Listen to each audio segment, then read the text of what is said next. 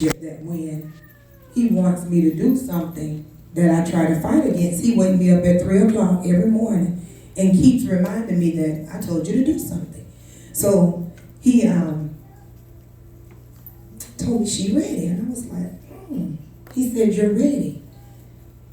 And I kept thinking, and he said, Torta, you're ready.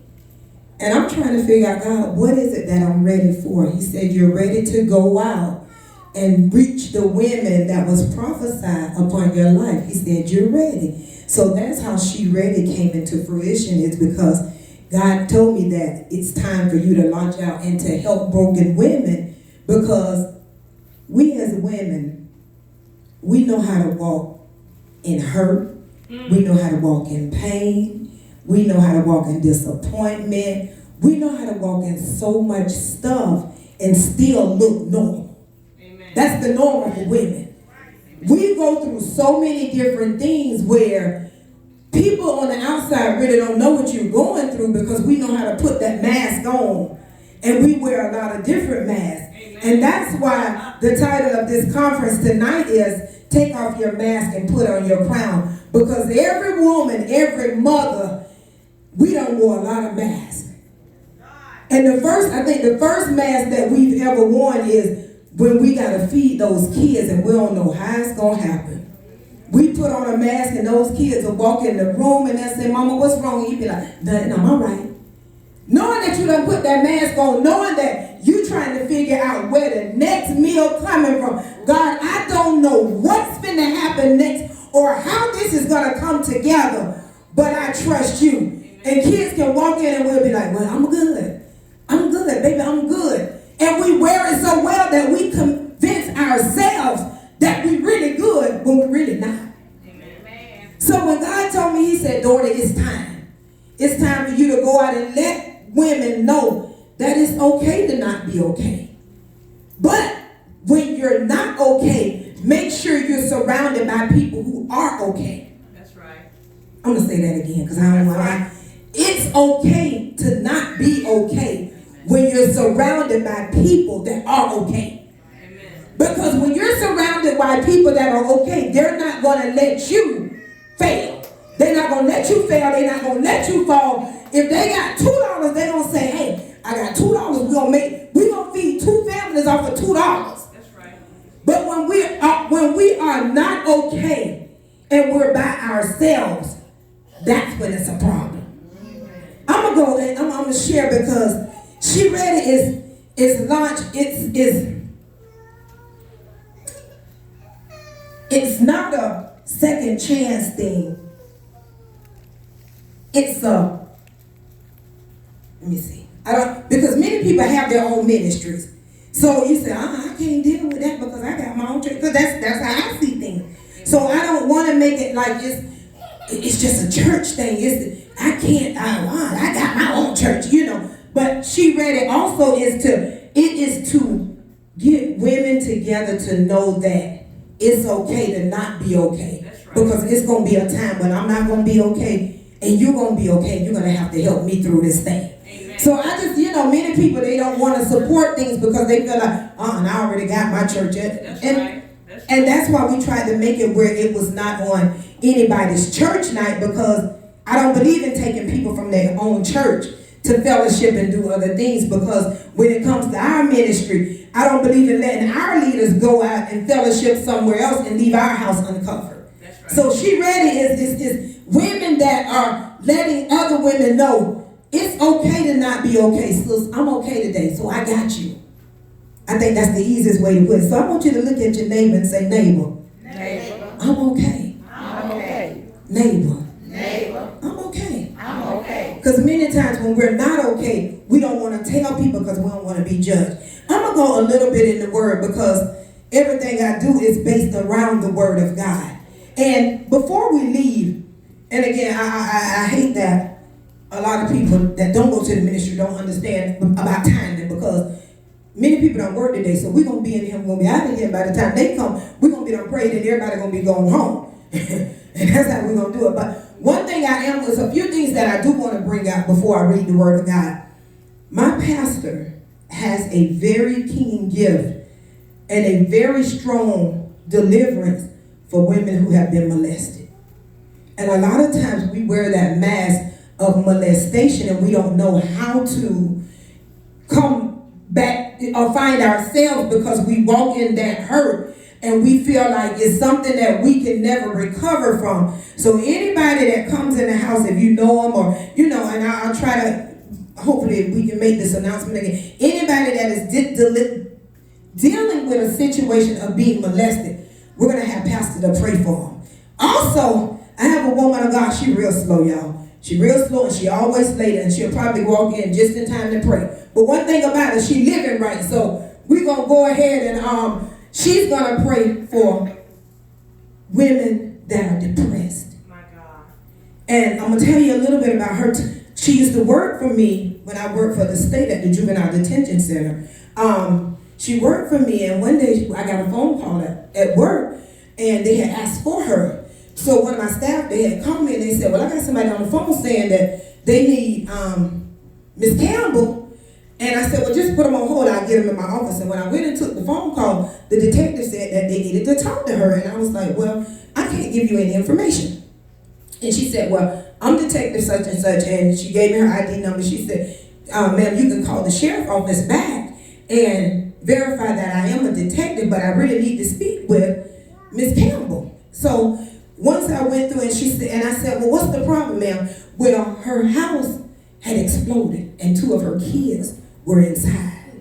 So they were trying to get in contact with her. So she went into a really, really bad place of depression. But God delivered her from it. So she has a gift that praying for depressed women. So when I say that when God gives you a vision, He is going to make provision and He's going to put all the right people in place so that when you come before the people of God and you say, okay, well, God is going to do these things, you have to have people in place that can help make this thing come out. So she's going to be here and she's going to pray for people dealing with depression. Got those 2 things out. I have my auntie Angie, she running late, married women. I saw her take my uncle that was a straight up gigolo hoe. My God. And he became a husband. And it takes only a real woman that can deal with somebody like that and have them conform. I want to pray over all the married women. And we do that, and that's why we're starting on time, because 8:30, 9 o'clock, I'm going to be back on the beach. We're going to be out of here. We're not going to hold the people on, so I'm just trying to let you know how we're going to set the prayer, because when we get the benediction, then we'll do the prayer. We're not going to hold the people that don't need prayer for. If you good, you good. Amen. But there are some people that's really not good. That's right. And we want to make sure that before they leave here tonight that they are good. So we're going to have those women of God to pray. So we have a couple of women of God that they're going to pray, they're going to intercede, they're going to help you reach wherever you need, and they don't mind laboring. They don't mind staying all night. But that's why we're going to get a benediction before we have to pray for people, because they'll be up here praying. We'll be back here at 6 o'clock in the morning for prayer. And they'll still be here praying, and I'm going to just leave the light on for them. Go with me. Well, I'm going to read from 1 Samuel, the first verse. And many of you probably have heard the story about Hannah and Peninnah. Hannah had kids. They were both married to the same man, and that ain't what we do now, y'all. That's the old stuff. That ain't what we do now. We not married. We don't have the same husbands right here right now. Hannah and Peninnah, they were both married to the same man. And Hannah had children, but Peninnah didn't. But Hannah always tortured her because she didn't have kids. Well, Peninnah got to a place where she was very desperate. And she wanted kids, and she was willing to do whatever I need to do to have kids, I'll do it. Well, as women in life, but there are some certain things that we need, we're willing to do anything we need to do to get it. And it means even the right thing or the wrong thing. there in the world. And I done seen them. And one thing I ain't never been, I ain't never been no side chick. Can't do it. Amen. I ain't never been the side chick. But we have some women that don't mind being the side chick. They don't mind. That's one of the masks that they wear. The mask of side chicks. So what they do is they connect and they scope out people that wear the same mask that they wear. And that's why not only do we begin to be, they'll wear the mask of being a side chick, then they'll take on another mask of being a home wrecker. My God. It don't stop there. See, when we say take off your mask, we need to know how many layers of mask that you have on that need to be taken off. Because many people think that they just have one mask. But when you wear that mask of second chick, then you wear that mask of being a home wrecker, then when things don't go your way and then he try to break it off, now you go into a state of depression. So you got another mask that you wear. Now that you're hurt and now you want everybody else to hurt like you're hurting, then you take on another mask. And that's that mask to do anything. Whatever I got to do to get what I want. But as queens, we can't wear a crown with many layers of masks. We have to strip all of those masks off. And in order to strip our masks off, we have to be honest to where we are. We have to be honest that, okay, well, that spirit in me that wants me to do whatever I got to do, I got to take that mask off first. And once we begin to remove the mask, then we can begin to put on our crown. But many of us, we get into a place where we don't care who we hurt and do whatever it takes. And that's why we get into a state of brokenness. Because now, when we feel like we've gotten our life together, we don't realize that the word of God says, for God is not mocked. Whatsoever man soweth, that shall he reap. So now that you done got yourself together, you done stripped off all these masks. Now, side chick done came and she with showboat. So now it's like you with this process all over again. But you can recognize it because you were that person before. We have to be very careful because we get to a place in life where we want things so bad that we're willing to do whatever it takes to get whatever we want. And then when we decide to get our lives together, we think that, okay, God, I'm good. And you know what? In the beginning, you are good. Because everything seems like it's going perfect. But when God has a promise and a purpose over your life, you got to pay up. So now you feel like, oh God, I got all this stuff, everything going right. You know, I got my husband, I got this nice house, I got this nice car, everything is going right for me. And then you get served that notice. Remember this? My God. Remember that? So now, you looking crazy because you felt like you had done got away with it. That's not how God operates. That's not how God operates. And a lot of times, you know, I was reading and I was listening. I said, oh God, you know, I done did some stuff in my life. And I never was the side chick. But I was that one, I cuss you out real good. I mean, real good. Real good. But when God has a plan for your life, you got to be stripped down for all of that. All of that have to be removed.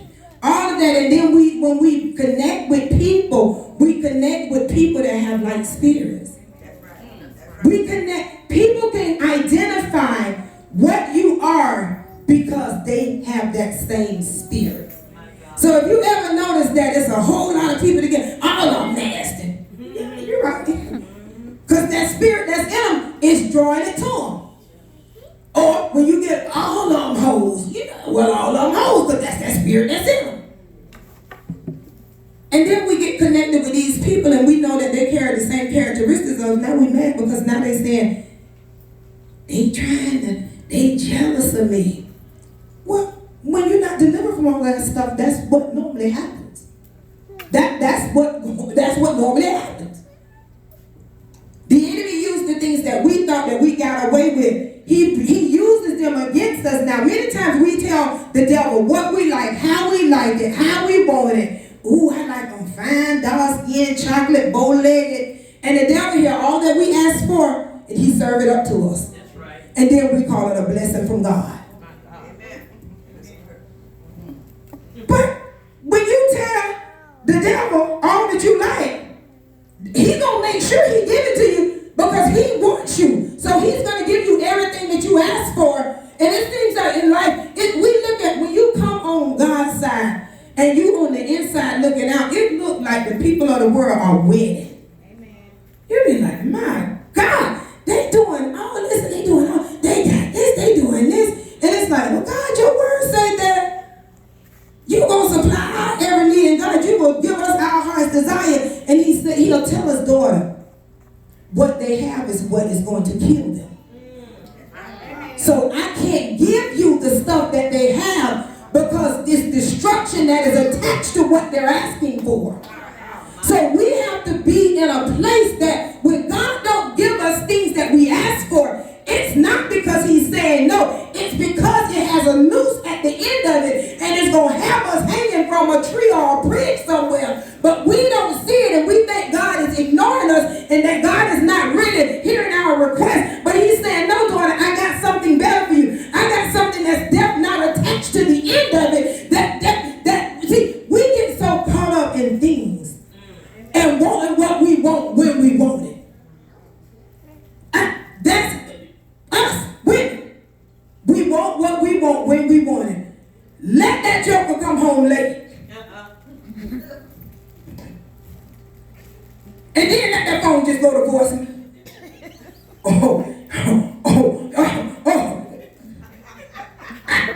Oh, this joker trying me up in the change. Boy, in 10 minutes, you done changed the locks, you done filed for a divorce, you done drained the bank account. But that's how we are. But that's why it's important for us to be connected with people that are not going to go with our foolishness. I laugh so many times that when things just seem like, oh man, Lord, I'm so aggravated. My sister, she tells me, girl, go take a nap. That's her thing for me. When I start talking crazy and my face be acting a little shaky, when my face start acting bipolar, she tell me, go take a nap. Baby, go take a nap. I'm going to call you back, go take a nap. You're talking crazy, go take a nap.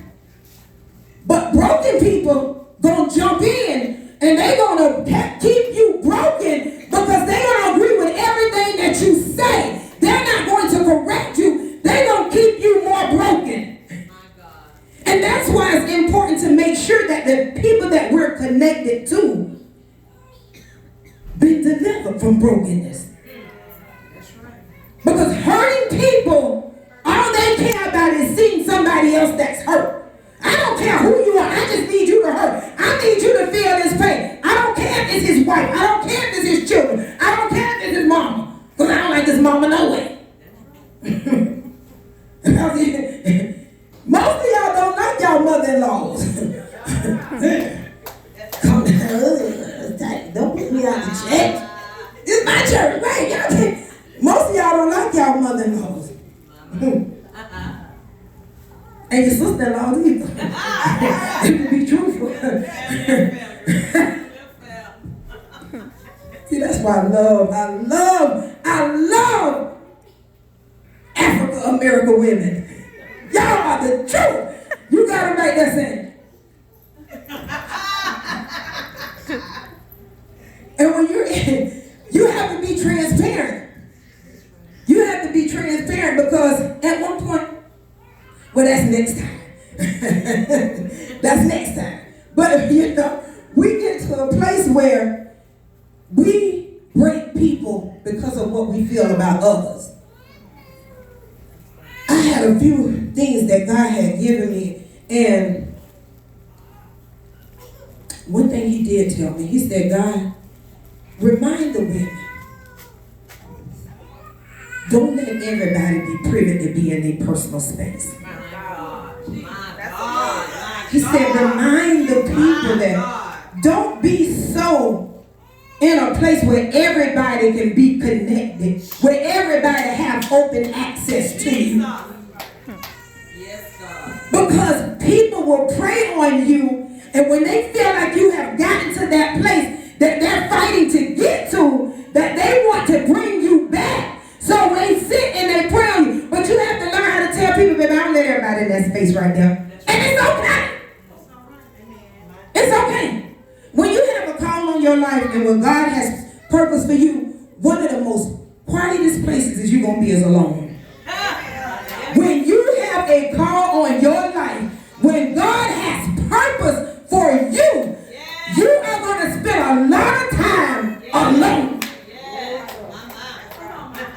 Yes, God. It don't feel comfortable because now we begin to say, God, what's wrong with me?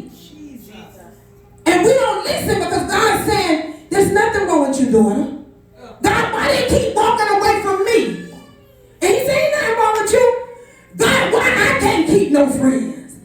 And he said, don't worry about it. And then when he really reveals that, daughter, you can't keep them because they're not going where you going. My God. We got to stop letting expired people stay too long. Because they destroy us. They damage us. And then we damage other people. See, damage goods. The only thing that they do is they spoil. When you have a rotten fruit, when it is next to a good fruit, the only thing that can happen to that rotten fruit is the good fruit is it becomes rotten because it's in the middle of rottenness. So that's why God don't let people stay too long. I don't even get mad when people walk away. I just say, thank you, God. Thank you for sending them away because I ain't got to run them away. We got to get to a place where when God tells us what we're dealing with, we're not ashamed to say, listen, I love me more than I love you. You got to go. We get to a place where we're so comfortable and we care about people feeling. I mean, no, I love me and my relationship with God more than I love anybody else. Because at the end, that's all that's going to count. What you did for God is going to be the only thing that counts at the end. So how many friends you had? How many people walked away? How many people stayed? How many people gave you an amen? How many people slapped you on your back? It ain't going to matter in the end. God gave me, I'm going to show you, I'm going to share something with y'all. Because I'm telling you, we're going to get out of here. I tell you, when the prophets walk in the door, I'm going to just look at it and say, child, just pray for them people. We're going to go. Listen, God gave me. He broke down the pregnancy. And what better place to share it than at a women's conference? In a pregnancy, the first thing that normally happens is you get foreplay. And that's when you done thought about God all day. Ooh, Jesus, I love you, I love you, I love you, I love you. That's you know, and when you think about a real relationship, and listen, if you deep, we're gonna lose you. If you deep, you're gonna miss it. You're gonna miss it just like the late prophetess. Listen, see, in a relationship, you know when boo be texting you all day long, girl, you so fine. I can't wait to see you. You just can't wait to get off work. Well, that's how God wants us to be in a place where every thought is of him. Ooh, Jesus, you good to me. Because that's what them jokers tell us. When they want something, they'll tell you any lie that they can. Whatever you need to hear, that's what they're going to tell you. We have to get in a place where we can tell God, I love you. I love everything about you. God, you are my world. And after you get the foreplay in a relationship, then becomes the intimacy. Because that's what they do. They call you all day long. Leading up to when you get off of work. Or when you finish running them errands. Yeah, I got something for you. It's the intimacy. It's when you love on God. God, oh my God. Oh, Jesus, I thank you, God. You got to, you my everything. That's when you get to that next place. After you have the intimacy, you become pregnant. And when it's done right, it's one of the most joyful places. When you pregnant from your husband and you done planned this thing, and you like, okay, God, oh my God, Your gate, oh God. So now God has impregnated you with destiny. Everybody you praying for, the prophets is coming forth. Everything it's like everything you touch turning to gold. That's the that you're pregnant now. Then it comes when you start sharing with people. You start sharing the love of God. Ooh, child, let me tell you now. He sure is good to me. I got a good baby daddy. Ooh, he do everything for me. When I crave ice cream, he give me ice cream. When I tell him the bills due, he makes sure the bills is paid. That's the next level. But after we go through that sharing part, you got the baby shower.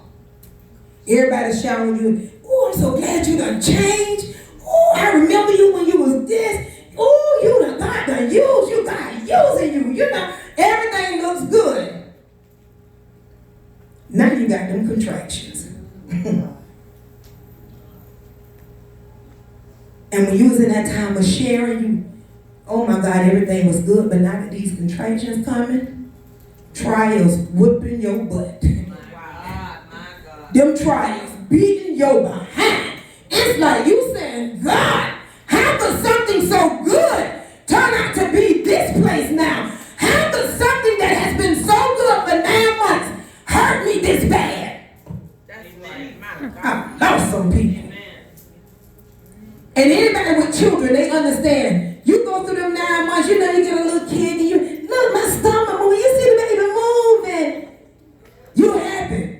But when it's time for you to give birth to destiny, it feels like you have lost your mind. You get to that place like, oh God, if you don't take this baby out of me right now. But that's how them trials come. When there's purpose on your life, you're going to be thinking, God, are you real? I need to talk to some real people. You start wondering if God is real. Because now, God, you done tricked me, because now you done got me pregnant with destiny, and now you letting me hurt like this. My God. Clearly this is not the will of God. I'm not supposed to be hurting like this. No, I shouldn't be hurting like this. God, all this good stuff, this baby shower was perfect. They gave me all these good gifts. God, everything that I done prophesied, it done came to pass. God, you let me lay hands on the sick and they recovered. God, you done used me for your glory, and now I'm in a place where I feel like I'm broken. And how can you be broken and given label in label? My God. My God. Because it's like they come back to back. Every time you recover from one trial, there's another one right behind it. And every time you recover from one trial, there's another one right behind it. And every time you recover from one thing, there's something else right behind it. And you say, God, you're not even giving me time to breathe. My God. My God. But oh, it don't take but 1 minute. The doctor said, keep pushing. And when you got positive people on your team, all they say is, girl, keep pushing. You almost to your destiny. Keep pushing. You almost there. Keep pushing. God ain't forgot about you. Keep pushing. I know you feel like you gonna lose something, but you're not. Keep pushing. You ain't gonna lose your mind. Keep pushing. You ain't gonna lose your life. See, we have to keep pushing. And the same thing the doctors tell us. You keep pushing, his head is out. One more good push, his shoulders coming out. My God now. And then all of a sudden, you get all of a sudden type miracle. That baby out and it's like all the pain's gone. When you deliver, when you done went through all the prerequisites, now you delivered. Now you can run forward with God. And you can look back and say, God, how did I get here? God, but I thought you wasn't real. God, I thought you left me. God, I didn't know what to think. Because you allowed me to go through so much pain. But to get to purpose, you gotta go through pain. And that's why most of us that have a call on our life have to find ourselves in an isolated place more times than a little. And you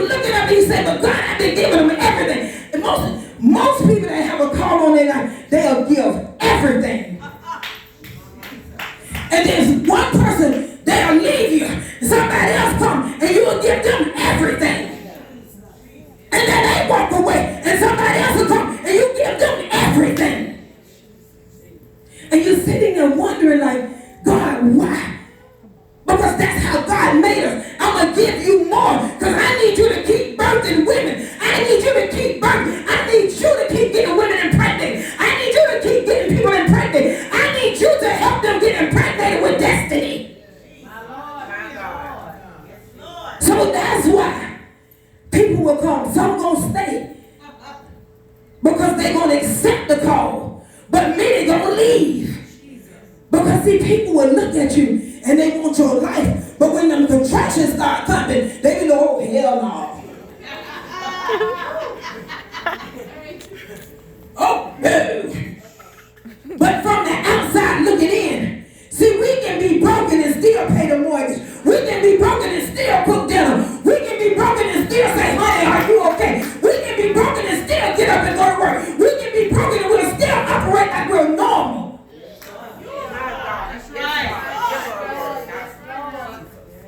And not understanding that while we're functioning like we're normal, we're putting on masks.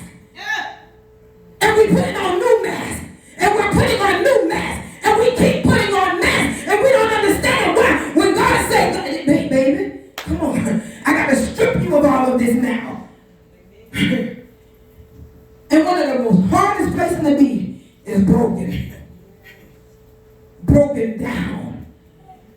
And anytime we going anywhere in God, He's going to break us all the way down. Because He's not going to let us waste His oil. He's going to let you waste it. He's going to make you appreciate everything that He gives to you. Because when you can't go nowhere but up, you appreciate it. I tell everybody, I tell them my testimony, laugh at me so bad. I tell them, I say, when I was in one of the hardest places of my life, 444 was my best friend. And I know when people get in a place where I need this, baby, 444 work. We have to take masks off, and that's how we can build other women to let them know, you ain't the only one went through a divorce. You're not the only one. Child, I went through it, and God, He kept my mind. That's right. The stuff that you thought was going to make you lose your mind is only the things that are going to make you strong. That's when you find your strength, when you're broken.